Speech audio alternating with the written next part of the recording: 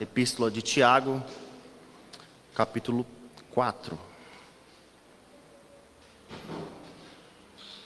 Nós vamos ler do verso 1 até o 10.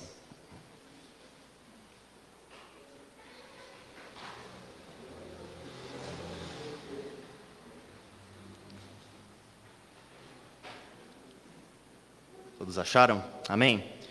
Primeiramente, eu quero trazer um pouco do pano de fundo para que os irmãos possam estar se familiarizando um pouco com esse texto. A carta de Tiago ela foi escrita aos judeus que haviam crido em Cristo e que estavam dispersos, como ela é relatado logo no primeiro capítulo dessa epístola.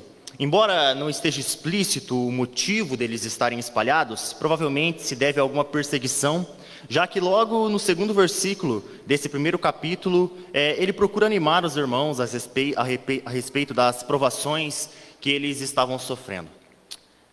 Contudo, a gente vai ver hoje o que essa carta tem a dizer para nós, mas o pano de fundo é sempre importante para que a gente possa captar algumas coisas que o autor queria dizer à igreja ou ao povo ao qual ele estava escrevendo. Amém? Vamos à leitura. Versículo 1 diz assim: De onde procedem as guerras e contendas que há entre vós? De onde? Senão dos prazeres que militam na vossa carne. Cobiçais e nada tendes. Matais e invejais. Nada podeis obter. Viveis a lutar e a fazer guerras. Nada tendes, porque não pedis. Pedis e não recebeis, porque pedis mal, para esbanjardes em vossos prazeres. Infiéis, não compreendeis que a amizade do mundo é inimiga de Deus? Aquele, pois, que quiser ser amigo do mundo, constitui-se inimigo de Deus. Ou supondes que em vão afirma a Escritura, é com ciúme que por nós anseia o Espírito que Ele fez habitar em nós. Antes, Ele dá maior graça pelo que diz: Deus resiste aos soberbos, mas dá graça aos humildes.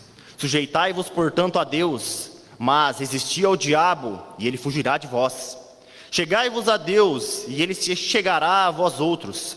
Purificai as mãos, pecadores, e vós que sois de ânimo dobre, limpai o coração.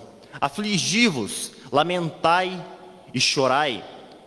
Converta-se o vosso riso em pranto, e a vossa alegria em tristeza.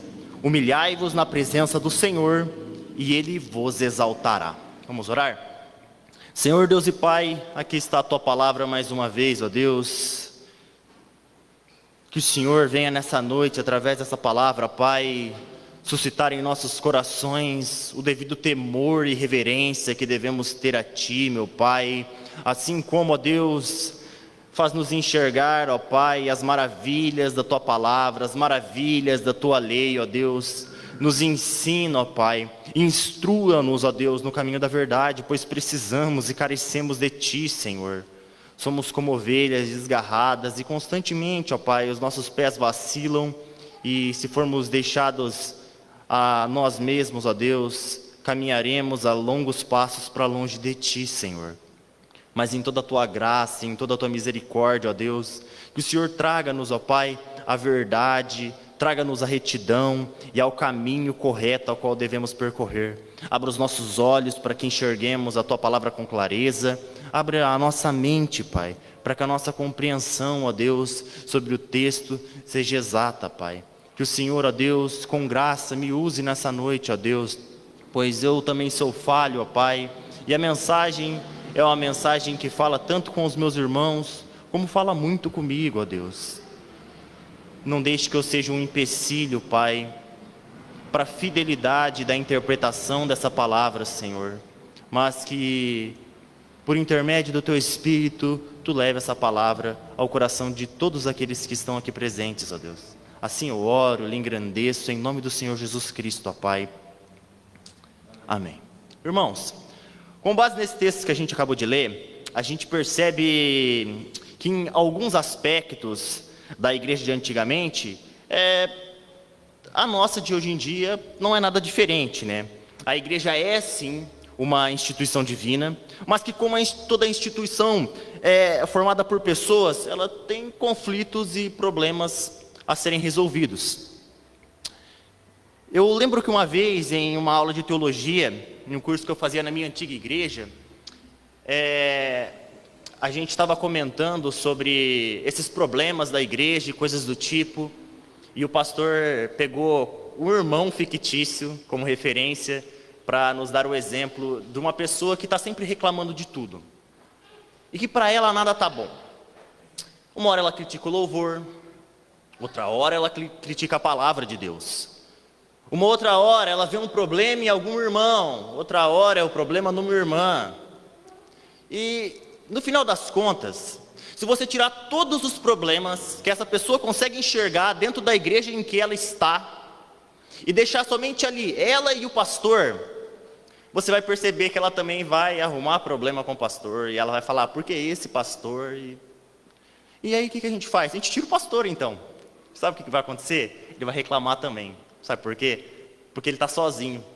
E agora ele vai começar a reclamar porque ele está sozinho. Ele é um completo insatisfeito.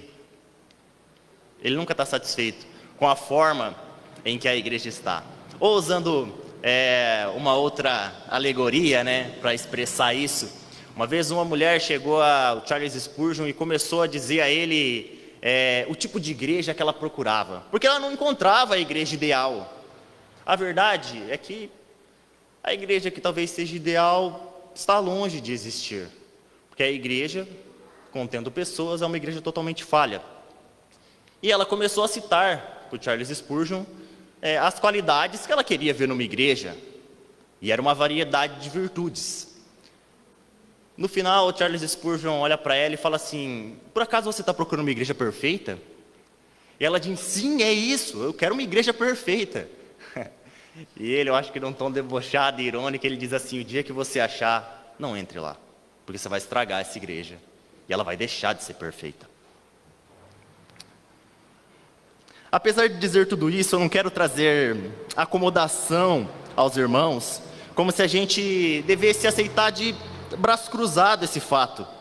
Mas eu quero, através desse texto que a gente acabou de ler, buscar a origem desse mal e das muitas confusões que existem e podem vir a existir em nosso meio, e como podemos buscar transformação, a fim de que sejamos de fato uma igreja cada vez mais saudável. Não é porque a igreja é imperfeita, a gente deve se acomodar e se manter de braços cruzados, irmãos. A gente tem que continuar olhando para Cristo e continuar buscando a sua imagem e a sua semelhança, a fim de que sejamos tratados. No versículo 1, Tiago começa dizendo assim, de onde procedem as guerras e contendas que há entre vós? O que é bem comum em certas brigas que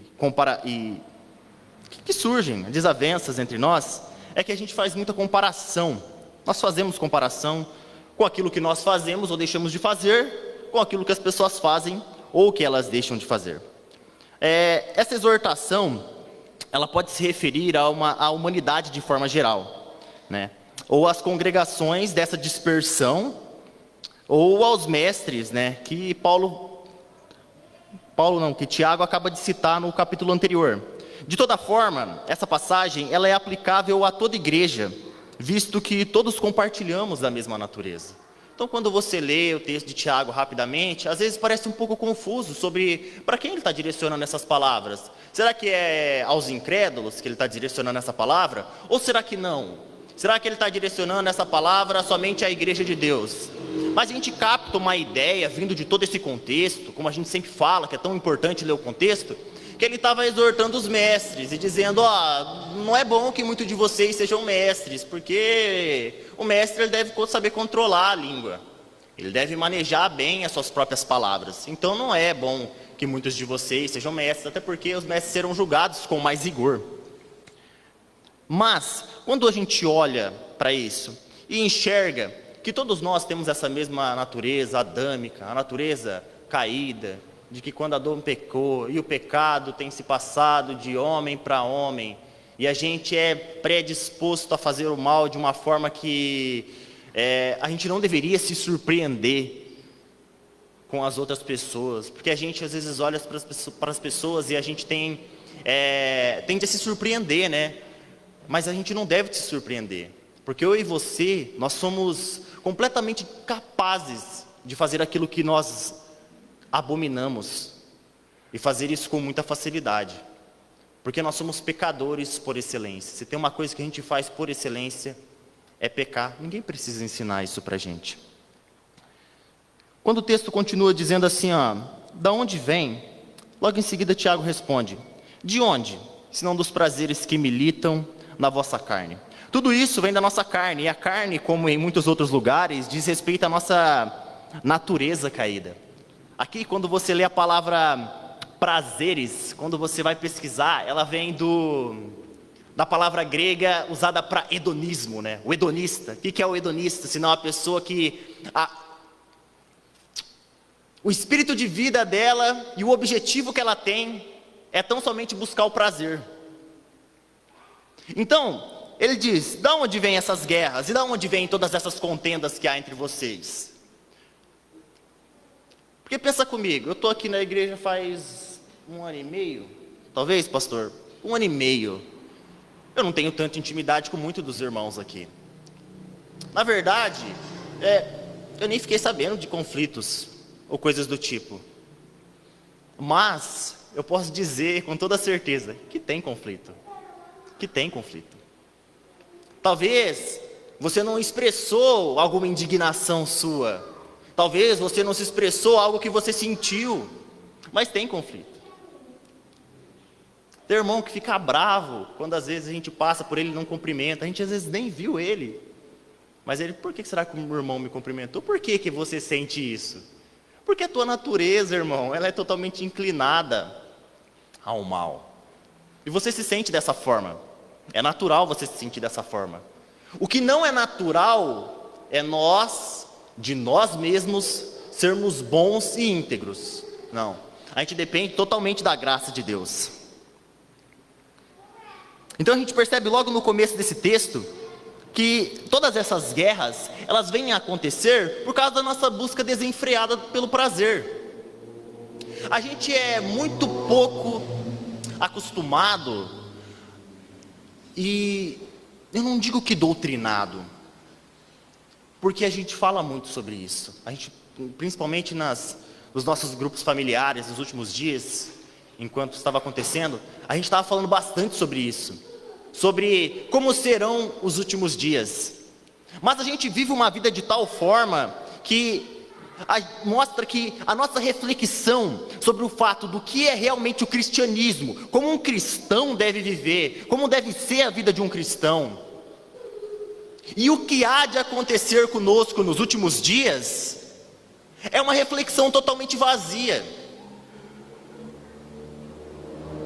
Porque quando eu e você somos afligidos, ou tratados com desprezo, ou porventura somos humilhados, ou qualquer coisa do tipo, a gente se surpreende. E não é isso que deve acontecer. Jesus falou assim, que a gente vai ser perseguido. Jesus falou assim, não é o servo maior que o seu senhor. E é interessante, porque ele quer dizer com isso, que se Jesus sofreu o que sofreu, por que vocês esperam sofrer? Por que vocês esperam coisas melhores do que Jesus teve? E talvez a gente não diga isso, mas fique explícito na nossa forma de viver, quando a gente está buscando exclusivamente por prazer e por nossos desejos egoístas. E ele continua dizendo, cobiçais e nada tendes, matais e invejais, e nada podeis obter, viveis a lutar e a fazer guerras. Quando eu olho para esses textos, são termos que são usados e são termos muito fortes. Olha isso, vocês matam, vocês invejam, e vocês nada podem obter. Viveis a lutar e a fazer guerras.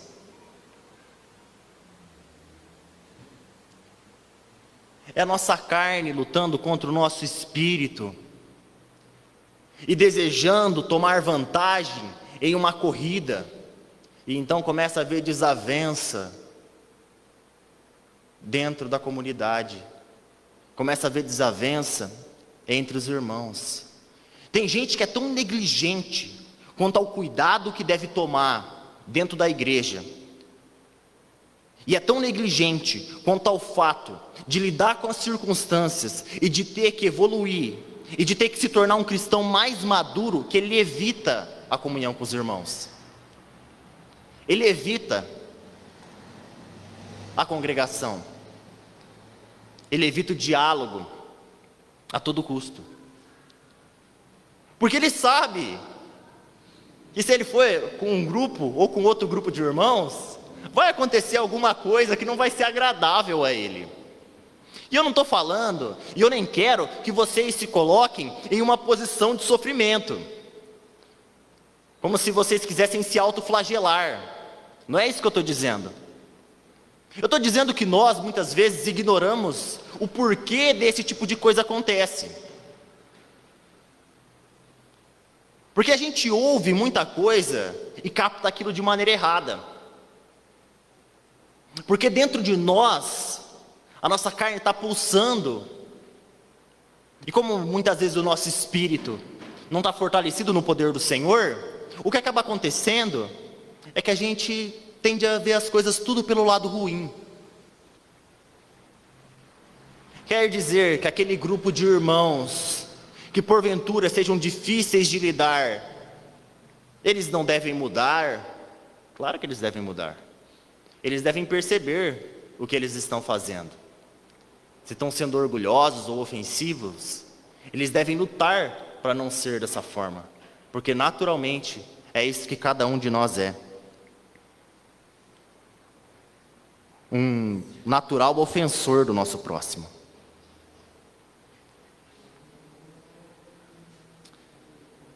Quando a gente dá uma outra olhada para esse texto, a gente tende naturalmente a pensar que, sabe,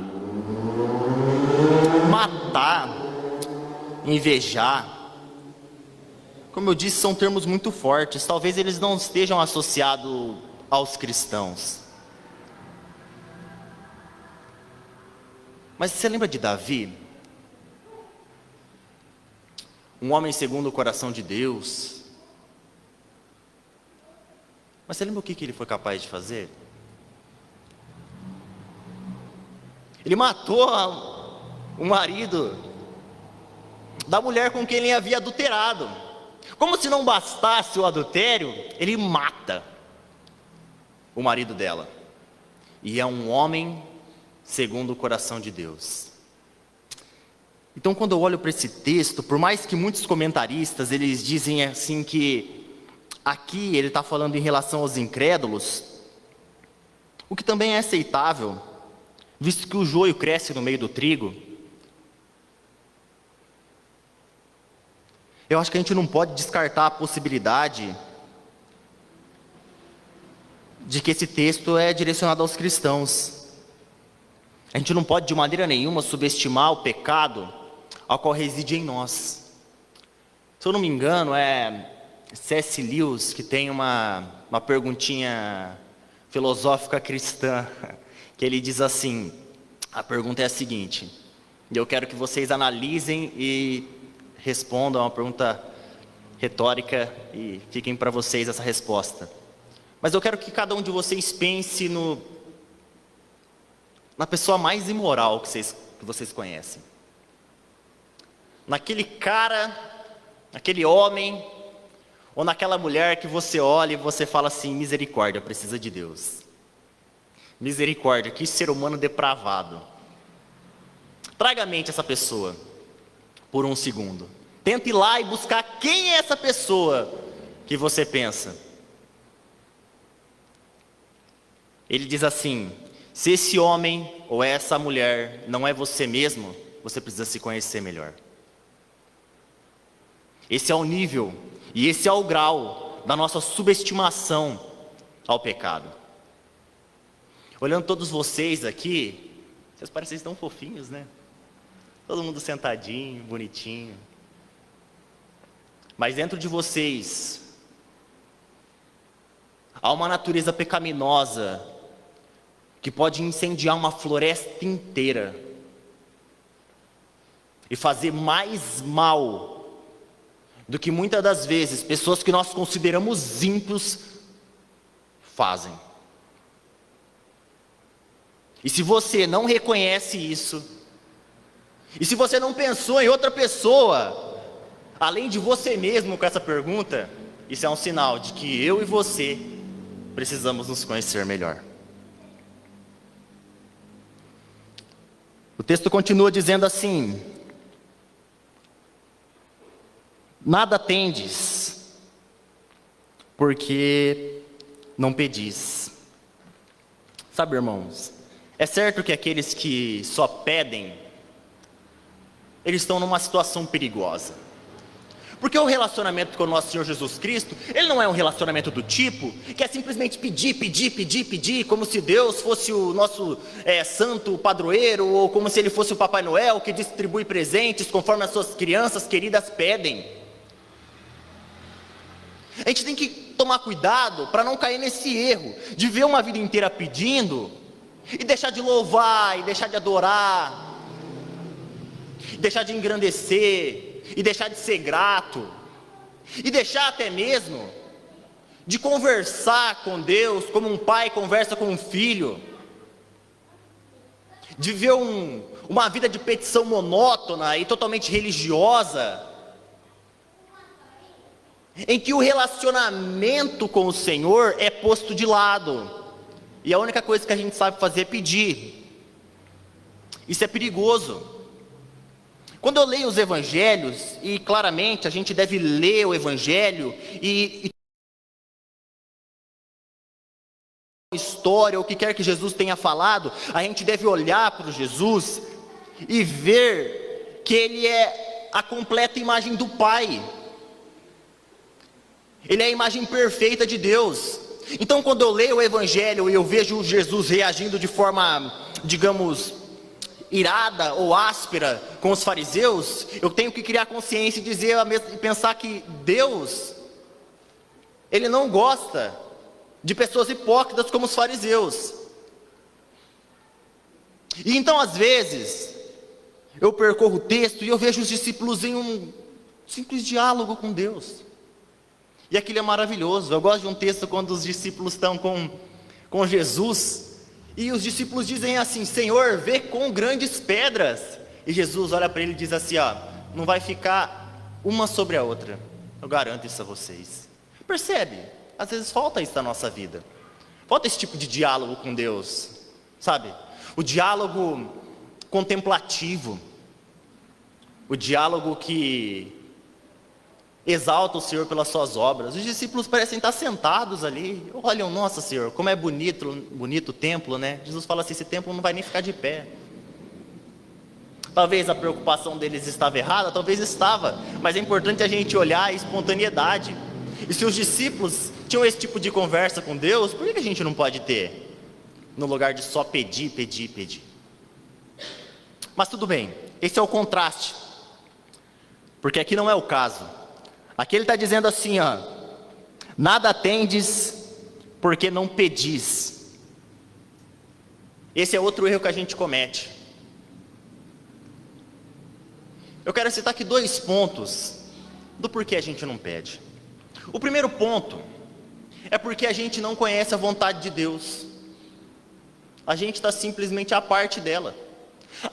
As nossas preocupações com as coisas do mundo, as nossas preocupações com o que vai ser do amanhã, com o nosso trabalho, elas são muito maiores do que as preocupações que a gente tem com as coisas espirituais, ou com conhecer a vontade de Deus. E é impossível que um cristão viva sem conhecer essa vontade de Deus.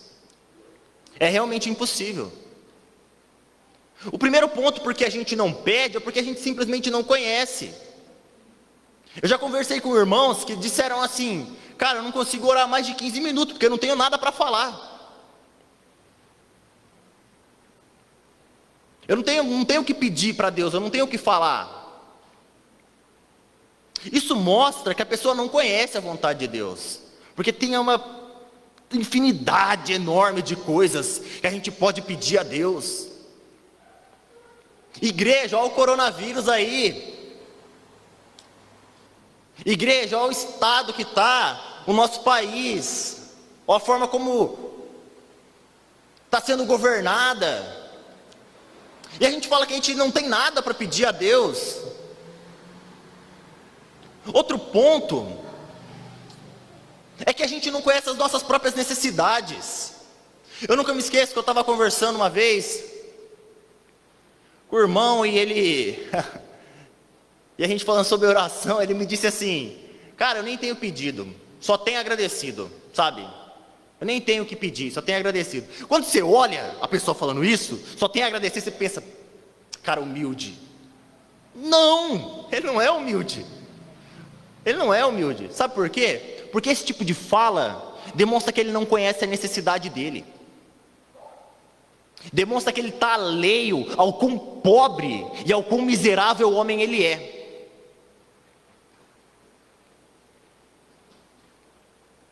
A gente é bom em levar as nossas resoluções sobre a nossa vida até Deus. A gente chega até Deus, a gente apresenta o plano. Esse aqui é o meu plano de vida daqui 5 anos, ou eu tenho esse desejo, ou eu tenho esse plano. Mas há um problema quando essas apresentações, essas resoluções, elas ficam apenas nisso. Ao invés de você pedir verdadeiramente. Agora a pessoa que ela diz, cara, eu só tenho agradecido. Não é que agradecer não seja importante, mas vocês já olharam quando Jesus está pregando o Sermão do Monte, Mateus 6, ele ensina a orar?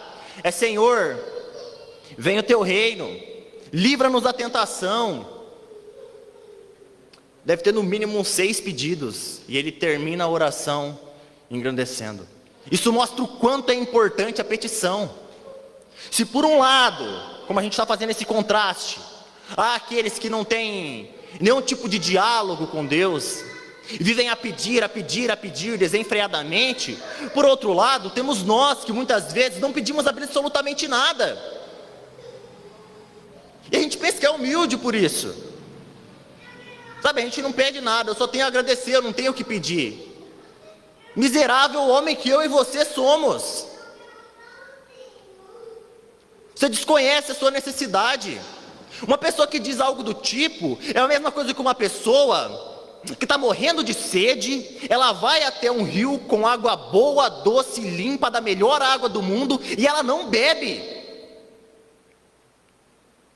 Você chega até a presença de Deus, você chega como um pobre, como um miserável homem, como um sedento de sua graça, como um sedento de sua misericórdia. Mas quando você está lá, você não pede absolutamente nada, porque você desconhece a sua própria necessidade. E você está morrendo de sede e você não sabe por quê. Porque você não está bebendo da água da fonte da vida. É importante a gente conversar com Deus. Eu acho que se Deus trouxe essa figura de pai e filho, é porque a gente deve se importar, é porque Ele se importa, e é porque isso está inserido dentro do nosso relacionamento com Ele. Mas não pense que há humildade nisso, muito pelo contrário, pode haver soberba, porque a palavra diz assim, ó: ai de vós que dizeis que estão ricos e abastados, que não precisam de nada, vendam o que vocês têm, comprem ouro puro e comprem colírio para os olhos de vocês, porque vocês são pobres, cegos e nus. E você tem N problemas na sua vida, e você vai até a presença de Deus e você não pede absolutamente nada. Isso é insano. Isso beira a loucura. Ele continua dizendo assim: nada tendes, porque não pedis, e pedis e não recebeis, porque pedis mal, para esbanjardes em vossos prazeres.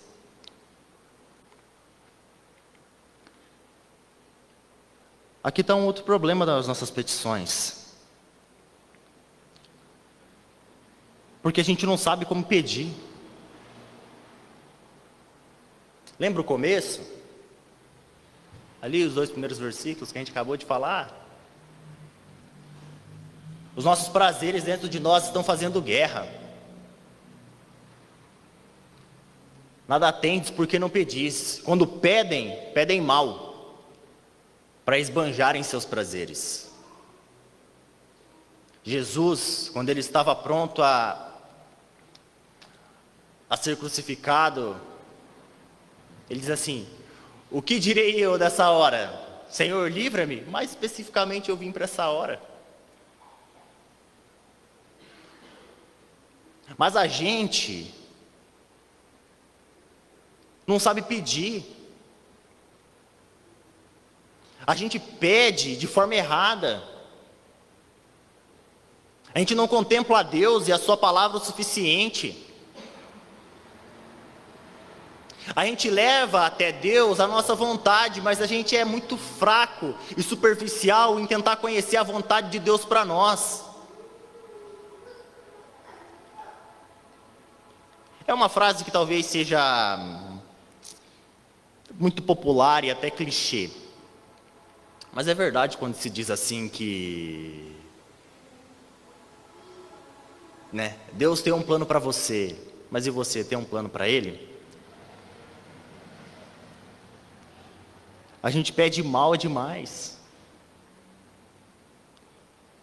Jesus, quando está no monte da transfiguração, junto com Pedro fala assim: Senhor, vamos construir aqui as tendas. Deus vem e fala assim: ó, aí está meu filho, ouçam ele. Pedro não sabia o que ele estava falando. E eu e você muitas vezes não sabemos o que a gente está falando. A gente está pedindo mal demais. Que a nossa petição normalmente é voltada simplesmente para coisas materiais. Serviço melhor, mais dinheiro, prosperidade, bênçãos físicas. E eu não estou dizendo que isso não é importante, que Deus não é misericordioso para conceder nada dessas coisas. Mas se tratando de eternidade, se tratando de longo prazo, se tratando de vida, você tem buscado se tornar uma pessoa melhor. É bom. Você tem buscado se tornar um crente melhor? Você tem buscado se tornar mais parecido com Cristo Jesus? Porque quando Paulo diz lá em Romanos assim, ó, tudo coopera para o bem daqueles que creem, ele está falando de cooperar para que nós sejamos semelhantes a Jesus Cristo. Ele não está querendo dizer que tudo vai cooperar em todos os aspectos da sua vida e que a tua vida vai ser maravilhosa. Mas por mais confusa e tensa que seja a fase que você está vivendo a sua vida, ele quer dizer que isso também irá cooperar para que você se torne mais parecido com Cristo. E essa é a oração que falta dentro das nossas igrejas. Tornar-nos semelhantes ao Senhor Jesus. Esse dia eu li um texto em que eu achei que o rapaz foi contundente. Ele dizia assim que muitas mulheres elas estão buscando se tornar a mulher de Provérbios 31. A mulher de Provérbios 31 é a meta da vida delas. E ele fala assim: a meta da vida da mulher não é se tornar a mulher de Provérbios 31, é se tornar semelhante a Cristo.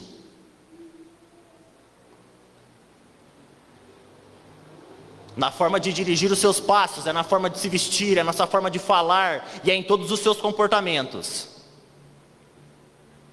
Mas a gente insiste em ser infantil e imaturo. C.S. Lewis também diz assim, que quando você ora e não ouve a resposta de Deus, não quer dizer que a sua oração não foi respondida. Quer dizer que Deus ouviu a sua oração e a ignorou, pelo seu bem supremo. De tão mal que a gente pede. A gente precisa aprender a orar, irmãos. Orar com fervor e orar no Espírito do Senhor, conhecendo a sua vontade para nós. Se é para que passemos dificuldades, então que a gente venha pedir para que o Senhor nos fortaleça. Mas a gente é egoísta demais. E a única coisa que a gente tem interesse é no prazer. Cristãos hedonistas, parece uma contradição, mas muitas vezes é o que está acontecendo com nós. Ele continua dizendo: infiéis, Não compreendeis que a amizade do mundo é inimiga de Deus? Aquele, pois, que quiser ser amigo do mundo, constitui-se inimigo de Deus. Quando ele está dizendo aqui, infiéis, não compreendeis que a amizade do mundo é inimiga de Deus, ele está se referindo a tudo isso que ele já disse. Como você sabe que você tem sido infiel? Porque você tem dado vazão aos prazeres da sua carne. Agora, deixa eu fazer uma pergunta.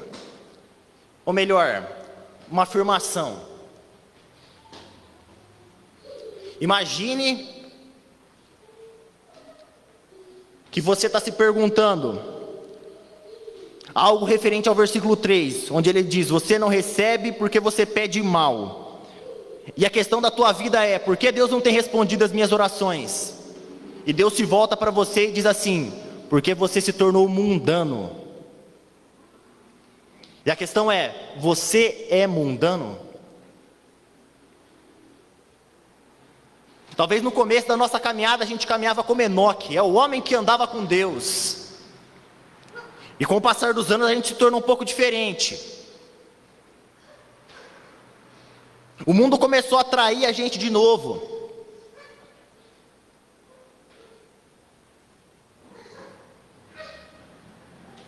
E a gente está se tornando semelhante ao mundo. Quando você está entre as pessoas do mundo, elas conseguem te distinguir dos demais? Elas afirmam que você é um cristão? Ou é impossível de distinguir isso? Ou você tem que dizer da sua própria boca que você é um crente, porque senão ninguém percebe que você é crente? Isso é um sinal de que a gente tem se tornado parecido com o mundo.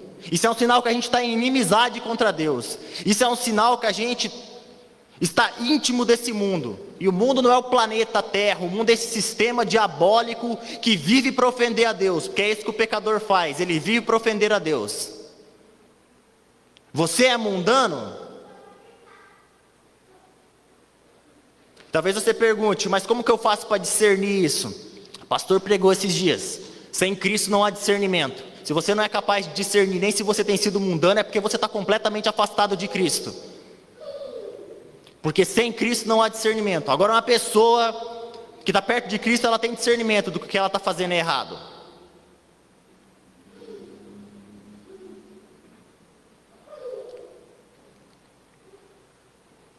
Aquele, pois, que quiser ser amigo do mundo, constitui-se inimigo de Deus. O mundano, mais do que desprezar as coisas de Deus, ele ama as coisas do mundo. E ele ama esses prazeres. Se você olhar esse texto e dar uma analisada breve nele, você percebe que essa inveja, essa cobiça, essa matança e essa guerra, muitas vezes, sabe por causa do quê? Por causa de postos, no sentido de a pessoa quer ter um posto melhor que o outro. Conheço gente que mudou de igreja porque ele queria ser líder na igreja. E ele mudou de igreja querendo arrumar um lugar onde ele pudesse ser líder. Olha o pensamento. Sirva onde você está, irmão. Ninguém precisa de um título de liderança para pregar o evangelho. Eu lembro que muitas vezes que eu fui na cadeia, eu nem era capelão ainda. Mas a gente é especialista em dar desculpas. Vai fazendo. No tempo certo, Deus te coloca na posição que Ele quer que você esteja. Mas você percebe por que esse tipo de briga acontece dentro de nós? Porque a gente tem sido mundano. Pegar um exemplo aqui, ó. O irmão vem e ajuda na limpeza da igreja. Aí, ele ajudou. Ele fez isso para o Senhor ou não? Fez, amém? Fez isso para o Senhor. Mas sabe o que acontece com ele? Ele fica revoltado. porque o outro não veio. Mas você fez isso para quem? Para o pastor, para a igreja ou para Deus? Olha como ele deixou a paixão de dentro dele florescer. Olha como ele trouxe isso para fora. A revolta e a indignação, nem parece que ele fez para Deus, porque ele está indignado porque o outro não veio. Irmão, que a gente se foque na nossa vida e não na vida do outro. Ou senão a gente é invejoso e quer estar no lugar onde o outro está. E Deus está dizendo: aquele que quiser ser amigo do mundo, porque esse tipo de paixão, e esse tipo de sentimento, esse tipo de busca, esse tipo de inveja, é totalmente oposto ao que Deus quer para nós. Ele diz assim: ou supondes que em vão afirma a Escritura, é com ciúme que por nós anseia o Espírito que Ele fez habitar em nós. Antes, Ele dá maior graça pelo que diz: Deus resiste aos soberbos, mas dá graça aos humildes. Até o versículo 4, a gente mostrou por que isso acontece. Por que essas guerras acontecem? Porque essas paixões estão dentro de nós de forma desenfreada. E o que acontece? Acontecem guerras por causa dela. Acontecem contendas, desavenças, picuinhas, que Deus olha do céu e fala: é imaturo ainda, mas a gente vai se tornar mais maduro, se Deus quiser. Agora aqui, ele vem dizendo: supondes que é em vão que a Escritura afirma, é com ciúme que por nós anseia o Espírito que Ele fez habitar em nós. Antes, Ele dá maior graça pelo que diz: Deus resiste aos soberbos, mas dá graça aos humildes. Esse texto, ele é um texto que ele é um pouco complicado da gente interpretar ele.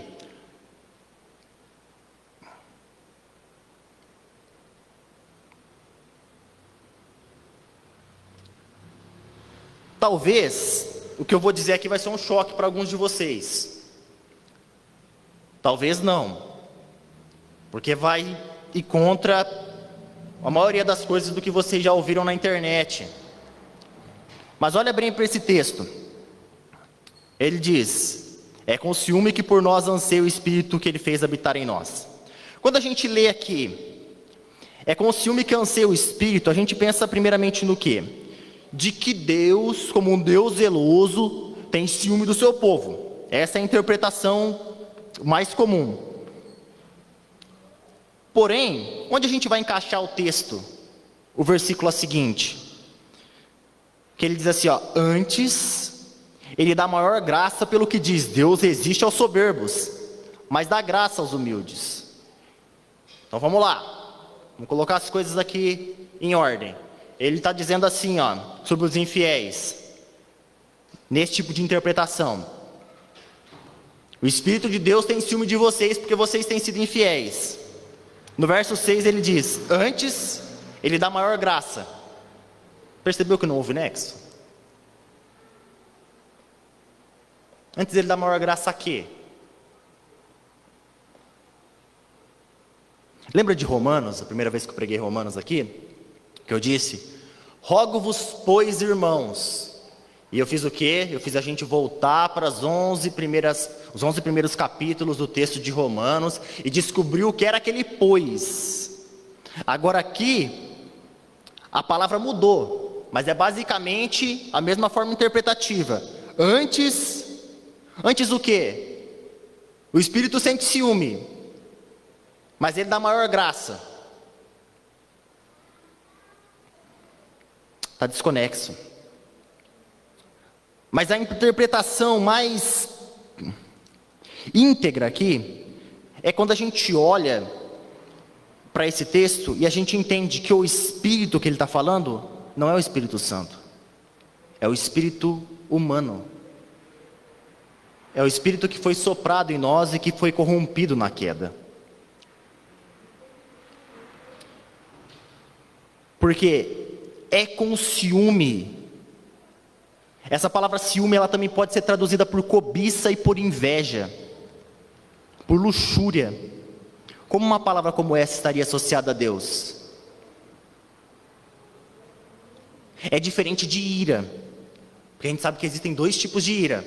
Uma ira é a ira que muitas vezes é exigida de nós, Porque a gente vê as coisas erradas e não pode ser passivista quanto aquilo. Então às vezes a gente demonstra a ira, e essa é uma ira santa. Mas a palavra também diz assim, ó, irai-vos, mas não pequeis. Então há um tipo de ira boa e há um tipo de ira que não nos é permitido. E a gente tem que tomar cuidado com ela. Mas aqui o texto está falando de uma palavra com uma conotação negativa. Então é com o ciúme. Augusto Nicodemos, quando ele interpreta esse texto, ele coloca que por nós foi um acréscimo dos escritores que estavam traduzindo. Então, na verdade, não é por nós, é com o ciúme que anseia o Espírito que Ele fez habitar em nós. Quer dizer o quê? É cheio de desejos ruins que o Espírito que Ele fez habitar em nós está. Esse Espírito, ele tem desejos violentos, e a cobiça, quando você busca no original aqui, na cobiça esse ciúme, é algo violento. Deus alguma vez, Ele traz os homens à força? Às vezes a gente tem esse tipo de visão, a gente olha para a vida de Paulo, Deus arrastou Paulo, mas na verdade não foi assim. Uma das nossas doutrinas que cremos é a graça irresistível. Isso não significa que Deus traz o homem à força, que ele não pode resistir. Isso significa que a glória de Deus, que o seu caráter, e que os seus atributos, e que o seu evangelho é mas tão maravilhosos, que o homem é incapaz de resistir, e ele se entrega. Paulo não foi trazido à força. Jesus apareceu a ele, e ele disse: quem és tu? Eu sou o Cristo a quem tu persegue. Isso não foi um tratamento à força. Deus não foi violento. Deus não arrasta as pessoas. Deus simplesmente abre o olho delas e deixa ela perceber o quão maravilhoso é o seu evangelho. E é irresistível. Sabe quando tem aquele chocolate que você ama, você está naquela dieta, mas de repente você não resiste, porque é muito bom demais. Quando o Cristo nos traz é da mesma forma. Então a gente entende que esse texto, ele está falando do espírito humano. É desse seu espírito que está cheio de desejos violentos. Aí então agora vai fazer sentido. O espírito de vocês está cheio de desejos violentos. Mas Deus, Ele dá maior graça para que vocês combatam esses mesmos desejos. Deus, Ele não é o tipo de pai como muitos são hoje em dia, que após o nascimento de seus filhos os abandonam.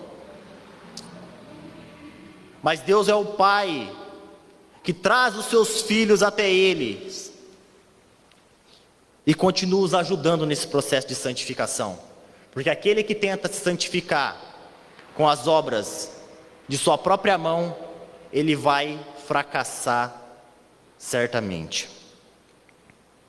Então a gente compreendeu que esse espírito é o nosso espírito, que está cheio desses desejos violentos. Porque ele também diz assim no texto: ou supondes que em vão afirma a Escritura. Tem algum lugar na Escritura que está dizendo que o Espírito tem ciúme? Não tem. Mas quando a gente pega o Antigo Testamento inteiro, a gente faz um panorama, a gente vê muitos e muitos lugares mostrando que o homem é totalmente rebelde, que o homem é totalmente violento, a ponto de Deus ter que trazer um dilúvio, a ponto de Deus ter que expulsar o homem do paraíso. A Escritura afirma isso constantemente. O coração do homem é uma fábrica de ídolos, dizia João Calvino. E Jeremias também fala isso, que o nosso coração é essa fábrica de ídolos. Então vocês não estão sozinhos, irmãos. O espírito de vocês é extremamente violento e inclinado a fazer o mal. Mas Deus, apesar do que a Escritura afirma, Ele dá graça pelo que Ele diz. Deus resiste aos soberbos, mas dá graça aos humildes. Pastor, oração.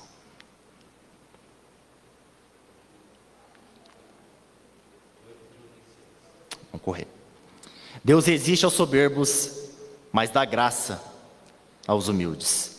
E aqui, a partir do versículo 6, Tiago ele vai trazer uma série de imperativos, prestem bem atenção, coisas que nós devemos fazer a fim de conquistar essa graça de Deus, lembrando que tudo isso fazemos, mas a graça não é merecida, a graça nos é concedida pelo amor e a misericórdia do Senhor Jesus Cristo. Mas ele vem com uma série de imperativos, dizendo a nós: Deus resiste aos soberbos, mas dá graça aos humildes. Como diz o provérbio, os soberbos serão quebrantados de uma hora para outra sem que haja cura. Mas Deus concede a sua graça aos humildes. E você sabe quem que é a pessoa humilde?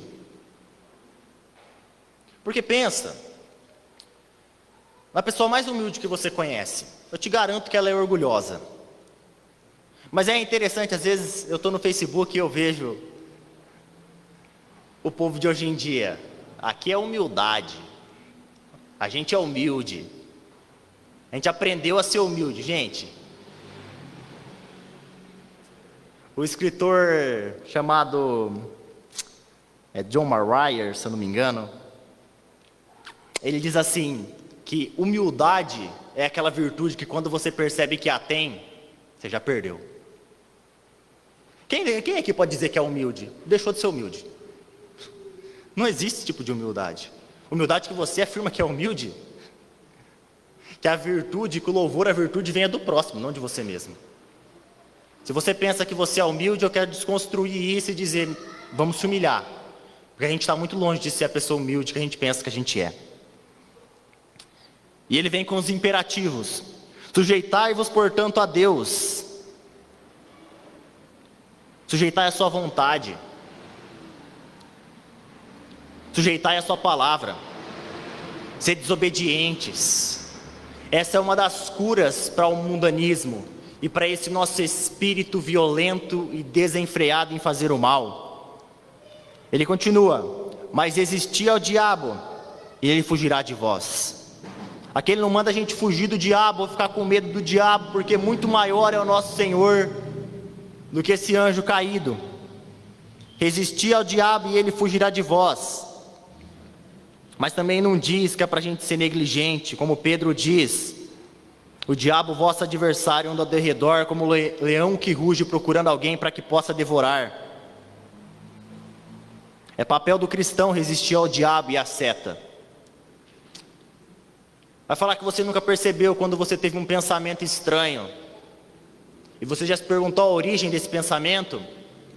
É para você combater ele. Como a gente mesmo falou aqui há alguns dias atrás, é para nós levarmos os nossos pensamentos cativos a Deus. Não é para a gente ter um pensamento e entregá-lo à aleatoriedade, mas que a gente resista ao diabo. Essa figura, o que ele diz aqui, é alguém que literalmente, por vontade imprópria, se impõe a não retirar os pés do lugar onde está e não retroceder. Porque a gente é tentado a voltar o caminho e a pegar uma porta larga, em vez de caminhar pela porta estreita. Mas resistam ao diabo. É impressionante como muitos pregadores neopentecostais, eles tendem a usar o diabo como uma ferramenta de manipulação a fim de tornar o povo cativo àquilo que eles estão pregando, a ponto de que o povo tem tanto medo do diabo que qualquer coisa que acontece tem que ligar para o pastor. Irmão, nós somos sacerdotes, foi nos concedida autoridade para nós lutarmos. A gente tem que se revestir da armadura de Deus, como dizia em Efésios. E aquilo não é uma armadura literal, que você vai orar: Senhor, coloca essa armadura em mim. Aquilo é se revestir de verdade, aquilo é tomar a fé, é crer com mais perseverança. É isso que é a armadura de Deus. É dessa forma que você resiste ao diabo. A gente não deve menosprezar os seus intentos, mas a gente não deve ter medo daquele que pode fazer perecer o corpo. Jesus disse o quê? Não temais quem pode fazer perecer o corpo. Temai antes quem pode fazer perecer o corpo e a alma no inferno.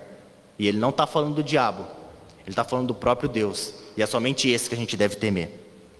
Em seguida ele diz: chegai-vos a Deus e ele se achegará a vós outros. Temos aqui não só o imperativo, mas prestem bem atenção. Temos aqui uma promessa da parte do nosso Senhor.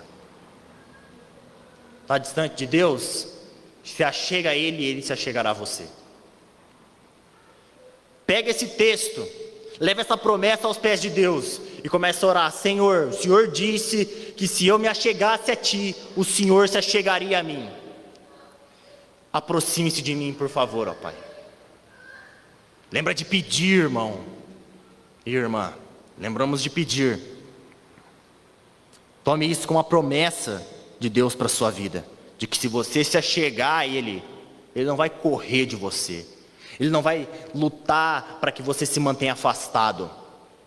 Mas você tem que fazer isso com humildade, resistindo ao inimigo, sujeitando-se a Deus. E ele diz: purificai as mãos, pecadores, e vós que sois de ânimo dobre, limpai o coração. Irmãos, essa frase que ele diz, purificai as mãos, pecadores, é uma figura tomada do próprio Antigo Testamento, em que os sacerdotes eles tinham que lavar muito bem as mãos e purificá-las antes de entrarem para fazer o serviço do Senhor. Isso é uma figura que está nos dizendo que a gente deve se purificar dos nossos pecados, que a gente deve confessar as nossas falhas a Deus. Lava as mãos para se achegar a Deus. Pode começar a sua oração confessando seus pecados. É necessário que a gente se purifique no sangue do Cordeiro. E ele diz: e vós que sois de ânimo dobre. O que é o ânimo dobre, senão uma pessoa inconstante, que está dividida entre as coisas do mundo e as coisas do Senhor? Ora aqui, ora lá. É o mesmo ânimo dobre de Tiago capítulo 1, quando ele vai dizer assim que o homem que pede sabedoria a Deus, mas ele oscila entre a fé e a incredulidade. Nós sejamos mais firmes e determinados em nosso espírito, e não homens de ânimo dobre. Então, purifiquem as mãos, e vocês que são de ânimo dobre, limpai o coração. Por que existem homens de ânimo dobre? Porque estão com o coração sujo. Porque o nosso espírito e a nossa alma andam tão divididos entre as coisas do Senhor e as coisas do mundo. Eu já vi gente dizer assim que estava dividido entre ir cantar no mundo, vai cantar porcaria. Cantar porcaria. Para ganhar dinheiro e entre servir a Deus na igreja, porque na igreja não tem salário, né? Sabe, não há problema entre a gente cantar música, tocar música que tenha bom conteúdo.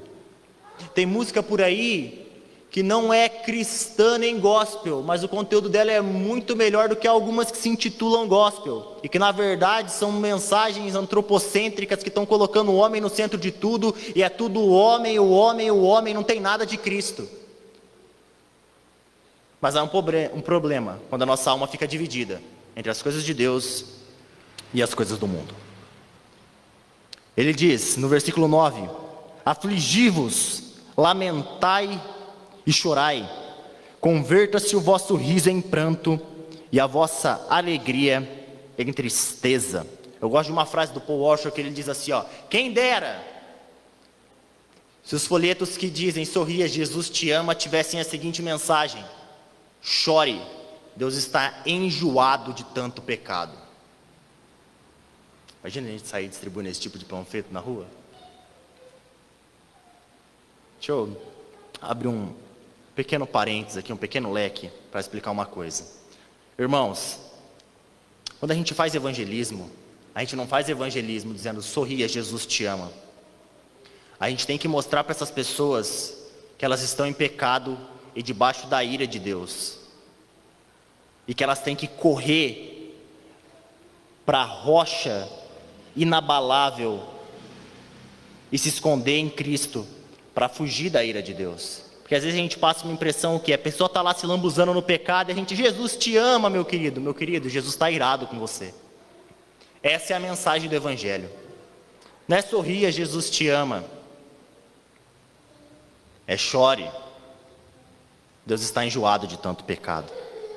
Isso serve para nós. Há um problema quando nossa vida é uma festa e uma alegria literal, e a gente está se banqueteando com as coisas desse mundo. Nossa vida não deve ser assim. Quando nós entramos nesse estado e nesse tipo de vivência, a gente tem que chorar e se afligir. Chorar e se afligir. Transforme o vosso riso em pranto. Como você faz isso? Senta 10 minutinhos na presença do Senhor, comece a pensar nos seus pecados. Que nem eu e o pastor estávamos comentando esses dias. A gente tem tanto pecado. Quando a gente começa a confessar pecado, parece que a gente não vai parar mais de confessar pecado. Porque você puxa um, parece que sai outro. Você puxa um, parece que sai outro. Se o seu coração está dividido, é hora de chorar aos pés do Senhor. De transformar a alegria e essa busca hedonista por prazer em arrependimento e lágrimas. E ele termina dizendo: humilhai-vos na presença do Senhor, e Ele vos exaltará. Perceba, irmãos, é se humilhar. É se humilhar.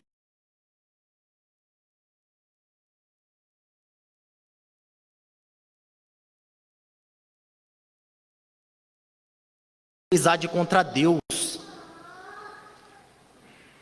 Não estou falando para você, como eu disse no começo, se autoflagelar.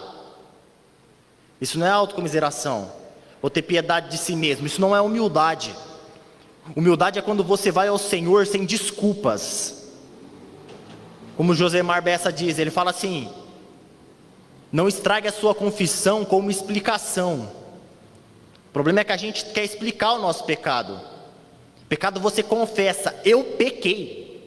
E não há explicação para o que eu fiz. Porque quando você explica, você está tentando se justificar. O justo não justifica a si mesmo. Ele é justificado pelo Senhor. Então vamos até Deus. Que a gente se achegue a Ele, nos submetendo ao Senhor, à Sua palavra, resistindo ao inimigo, purificando as nossas mãos, limpando o nosso coração, afligindo-nos, chorando, convertendo o nosso riso em pranto e a nossa alegria em tristeza, e nos humilhando diante da presença do Senhor, à semelhança do coletor de impostos, que dizia: Senhor, sê propício a mim, pecador. Não tenho justificativa para os meus pecados, senão somente eu me agarro à justiça de Cristo, e nela somente eu tenho a esperança. Que a nossa confissão seja verdadeira.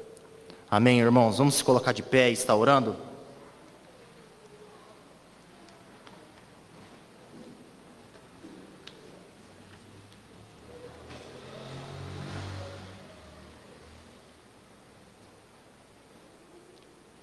Irmãos, não desacreditem do mal que vocês possam fazer.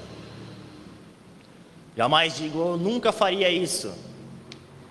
Porque isso é uma fala soberba, e Deus gosta de pegar os soberbos na sua própria estultice. E o Senhor pode vir a nos disciplinar por coisas do tipo. Esse é um texto que é difícil, sabe, de lidar com ele. Mas quando você lê a carta de Tiago, parece que ela é toda exortação. É um texto duro. Não tem como eu pregar esse texto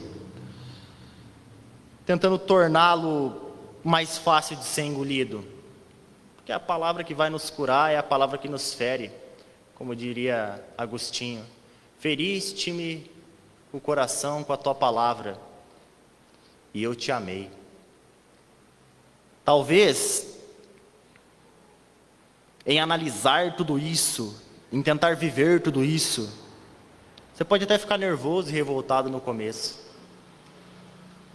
Mas isso vai te levar certamente para Deus, porque é impossível a gente viver uma vida santa sem Ele. Que a gente crie consciência disso, de que os nossos problemas se devem a isso, às paixões da nossa carne. Porque aqui eu apresentei a vocês o problema, eu apresentei a vocês o porquê desse problema, e eu também apresentei a vocês a solução para esse problema. Que a gente possa ir para nossas casas e nos derramarmos diante de Deus. Mais uma vez citando Spurgeon, e eu acabo aqui. Ele diz assim que quando ele pensa no cristão que ele deveria ser, ele sente vergonha do cristão que ele é. Vamos orar? Senhor Deus e Pai, o que somos nós sem sua graça, meu Pai? O que somos nós sem a sua misericórdia? O que somos nós sem Ti, Senhor? Quantas vezes desprezamos, ó Deus, aquilo que é tão maravilhoso aos seus olhos, e quantas vezes trocamos, ó Pai, o tempo de estarmos contigo, crescendo na graça e no conhecimento, por coisas tão fúteis, por coisas que muitas vezes o Senhor odeia, Pai. Que o Senhor nos ajude, ó Deus. Que o Senhor desperte a nossa consciência. Que o Senhor encha-nos do Teu santo temor, ó Deus, a fim de que a gente possa viver uma vida mais reta, meu Pai. Dai-nos fé para crer em tudo que acabamos de ler e ouvir, ó Pai. A fim de que o Senhor esteja operando em nós, através do Teu Santo Espírito, ó Deus, a santificação e a mortificação desses pecados e dessas paixões, ó Pai. Nós sabemos que a Tua igreja, ó Pai, não será perfeita nessa terra, mas ela será perfeita no céu. Ensina-nos a nos preparar para isso. É o que eu oro e peço em nome de Jesus Cristo. Amém, Senhor.